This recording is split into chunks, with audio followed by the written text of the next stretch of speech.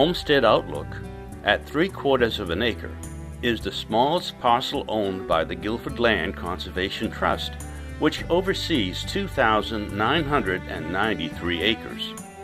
Along with 202 acres under easement, the Land Trust is the largest single-town land trust in Connecticut.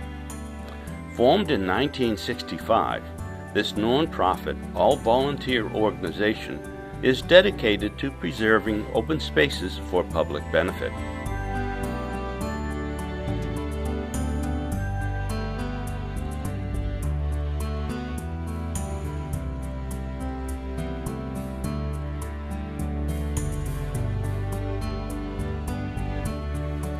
Olmsted Outlook is at the end of Broad Street and commands sweeping views of the extensive salt meadows along the tidal West River.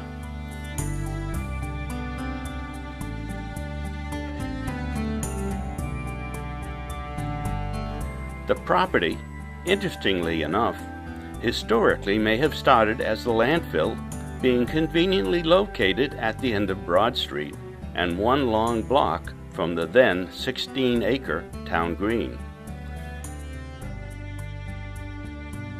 Broad Street dates back to the original division of the town. People today still scour the mudbanks of the river, hoping to retrieve some 17th or 18th century treasure.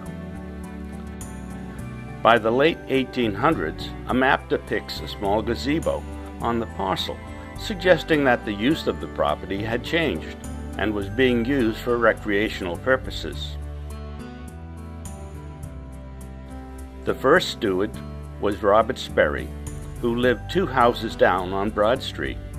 Bob, at age 93 as of this video, is still active and shares some of his memories of Olmsted Outlook. Olmsted Park was initiated probably by the Land Trust from property that they acquired from the 4 major families that lived on the north side of Broad Street. The land itself was owned by Mrs.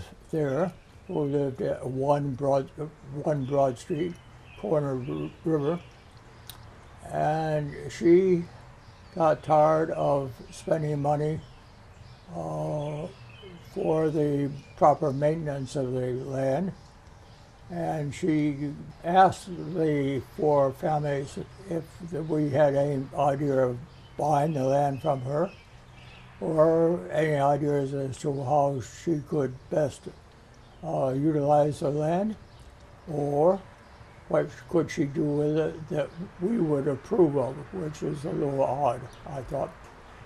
But in any case, sooner or later, she made an offer to the 4 families, but the fact that we had children didn't impress Mrs. Thayer at all.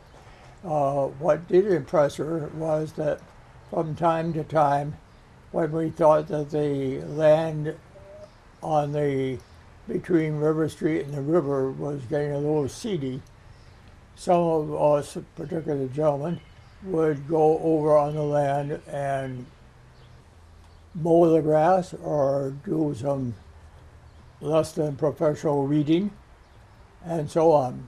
And I guess Mrs. Thayer was impressed by our desire to do what we could to maintain the property that she owned.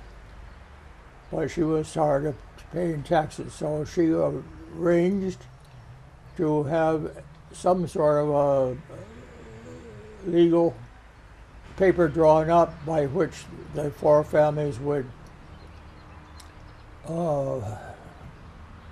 maintain the property the best of our abilities to do it, and she would be free of the tax burden and we would have that, which was of course quite minimal at the time. It so happens that as the people got off on college projects after high school here in Guilford, that I seem to have been the only one that took a real interest in the upkeep of Overlook. Twice a year, families on Broad Street and eventually Fair Street would come together to clean up the property. It soon became a time for picnics and outdoor activities.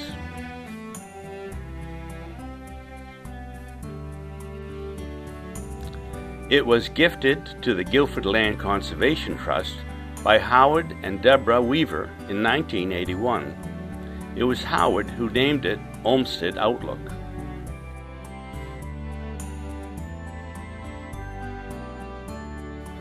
A succession of dedicated stewards and their volunteers have created a showcase property with a variety of flowers and shrubs which the public can enjoy. More money and volunteer hours go into maintaining this park than any other single land trust holding.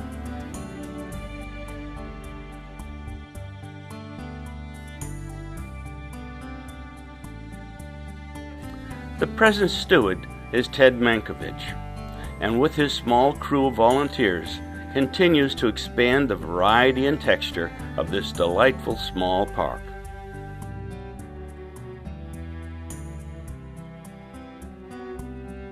Just north of the park, there was a town dock for loading and unloading merchandise.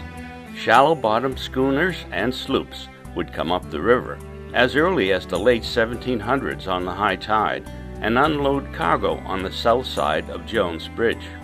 The cargo was then sculled under the bridge with shallow draft barges. The barges travel 7/10 of a mile to the town dock.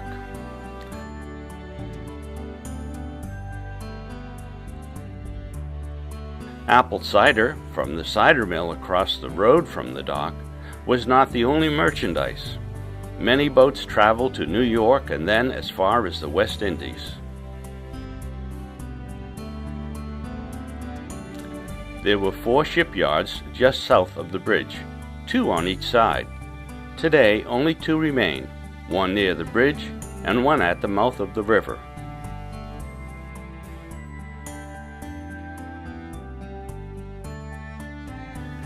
Today, Olmsted Outlook has been used for weddings, launching canoes and kayaks, fishing, painting, migratory duck netting and banding, and the annual fundraising toy duck race by the Guilford Fund for Education. Olmsted Outlook is a colorful place to simply relax, picnic, and enjoy the abundance of flowers, wildlife, salt marsh, and the West River. The success of the Guilford Land Trust depends upon donations from community members who value its work. Won't you please join today?